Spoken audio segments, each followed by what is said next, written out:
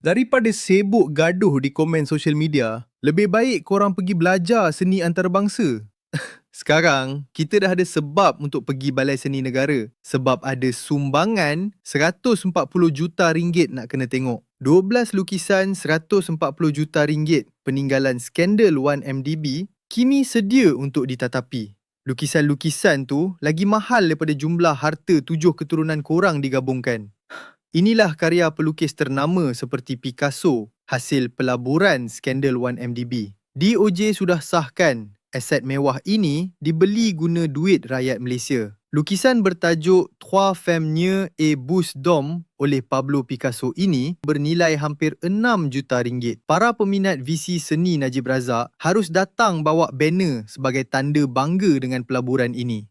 Bayangkan, 140 juta ringgit cuma untuk beberapa keping kanvas di dinding galeri. Jangan cakap fitnah lagi kerana buktinya terpampang nyata di depan mata. Inilah masanya kita dapat ambil gambar kenangan depan lukisan Picasso paling mahal. Hayati seni mencuri yang paling halus sebelum lukisan ini dilelong semula. Inilah peluang melihat duit rakyat yang sudah bertukar menjadi cat minyak antarabangsa. Jom ke Balai Seni Negara sebaik sahaja lukisan ini dipamerkan nanti.